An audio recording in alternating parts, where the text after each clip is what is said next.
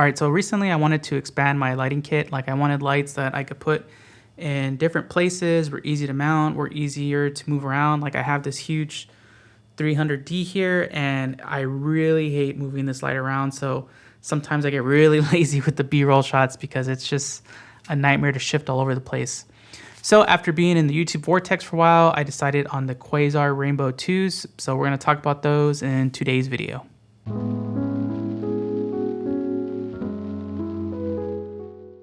All right, so why did I get the Quasar Science Rainbow 2s? Well, the reasons aren't the greatest. One, this company is from LA, they're a homegrown company. I really wanted to support that. I'm from LA as well. The other one is they're just cool, right? I mean, look at this trippy effect. This isn't even the cool version. This is my own custom janky version. There's even a better built-in preset one. But yeah, they're really cool. They're lightsaber lights. You can do a lot of fun stuff with them.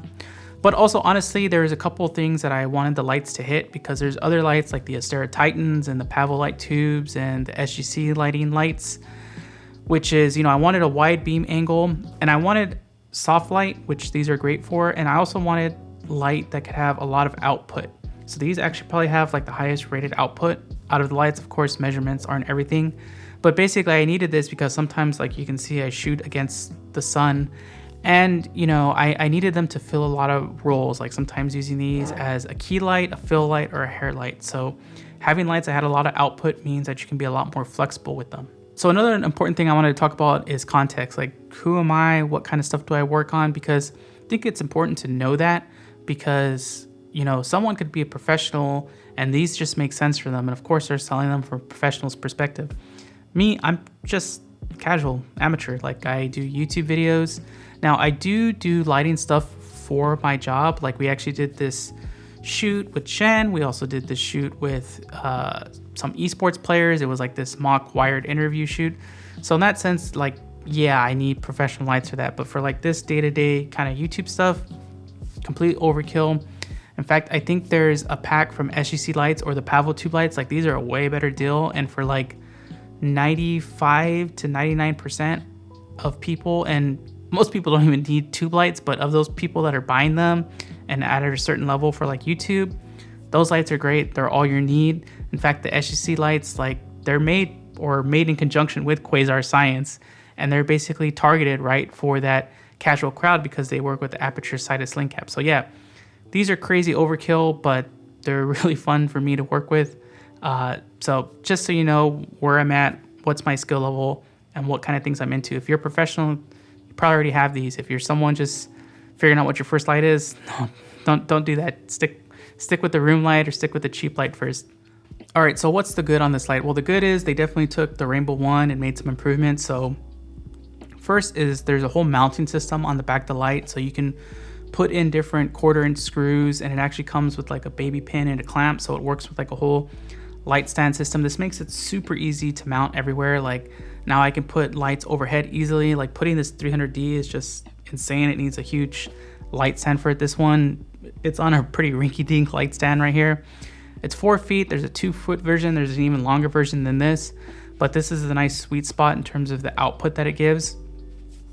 And it does have an LED screen. Now, thankfully, they have a switch on it so that you can turn off the light. That way you can adjust your settings. You're not getting blinded by the light.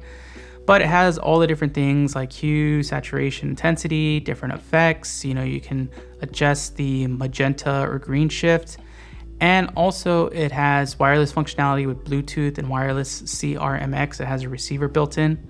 And it actually takes in a variety of power sources. So it comes with a cable that you can plug in and universal power supply, so you don't need to worry about transformers or anything, but also has another, I guess, DC input, so you can put like V-mount batteries or just anything that gives juice. This can actually take in a bunch of different voltages. It can take in a bunch of different voltages is, can't say that word. It can take a bunch of different power and it just works. Like I hook it up with V-mount batteries and it works just fine. And again, there's a bunch of different accessories coming on, like magnets and stuff like that, so you can mount it in crazy places. So the good thing is that it's easy to put wherever you want, and it's easy to get out of sight if you don't want it to appear in the camera. Like I have one shooting at me right here that's actually pretty close by. And in terms of light output, it's a nice clean light output. Like I said, the color accuracy is pretty high, and you can actually dial in the shift. So you can, if you have a color meter, you can match it to your other existing lights. And you can see here me using it as a key light. It has enough output to just be its own key light, and you can diffuse it. It's already pretty soft, so you can just use the light straight up by itself, or put a simple diffuser in front of it. And the cool thing is that the light is divided up into different pixels, so you can actually control these pixels independently. So like if you're using like a DMX controller, each pixel is like its own fixture, so you can change the color and the saturation and stuff like that, and the intensity. So the cool thing is that you can activate specific pixels. So like, let's say you don't need this whole light, you just want a very small little hair light. You can just say, oh, okay, just turn on the pixels in the center. It's really handy and flexible in that way. So there comes the bad, and the bad I don't think is necessarily a knock on the light. This light was meant for professionals. So it's meant to work in an environment where a lot of these things already exist, and the people that are buying this already have these tools. But there's a big barrier to entry in actually unlocking the full potential of the light. So like I said, it has a wireless CRMX receiver. Now, it does also have Bluetooth, so you can use apps like the Blackout Lighting Console app or the Luminaire app with it to control it. But with Bluetooth, it's very limited control. It has a lot of delay. Don't think about doing any effects or anything with it. And you can only connect to one light at a time. Now, if you do have a transmitter receiver device like a rat pack, you can connect to as many lights as you want, and including the individual pixels. So you can theoretically have 24 independent lights connected to your device using this, and then you can unlock all the different effects and controls and changing multiple lights and having different looks and scenes and doing this cheap rainbow effect that I did here. But this comes at a pretty big cost. Like there's actual rat pack device, which are not cheap, and then there's the software itself. There's no free software with this. The Luminaire costs 10 months, the Blackout app costs $1 zillion. So yeah, it's just constant barriers to entry the more you want to do, and the really cool stuff is locked behind basically those paywalls. So that's why I say the other lights, like the SUC lights, the Pavo tube lights, especially the whole Sidus system that Aperture has, like that really lets you dip your toes into this whole world of controlling your lights wirelessly and doing all these effects and stuff. And it's a free app. It's kind of annoying you need to log into it all the time, but with this one, like you need to set up profiles and know what those mean, know what the different, like there's no hand holding. Like it's expensive, and you also need to learn how to use it. There's no one that just teaches you, and it doesn't just set it up and work automatically. It's quite difficult to get into. Well, not difficult, it's just you need to take your time and learn what you're doing, and definitely pay the premium to get access to the features of this. Aside from that, the power situation also kind of sucks. So things like the Astera Titan and the SUC lights, they have built-in power supplies or batteries. Basically, the SUC light's pretty cool. You can actually replace the battery. So that means that you can use these a lot more freely. You can throw them wherever you want. Whereas these, like, yeah, it does have that kind of universal power supply, but you still got to find a place to mount the light and mount the battery and try and keep the cables out of the shot. It also gets really hot. If you have it in the high output mode, you don't want to touch. You want to be careful. I mean, you're not going to horribly burn yourself, but it can sting a bit if you're not careful. The other thing too is that it has a different output level of the light. So it has like a high, medium, and low. The high will definitely make the light really hot. But the sucky thing is that within the DMX profiles, and I'm sure this is a limitation of DMX, you can't switch that.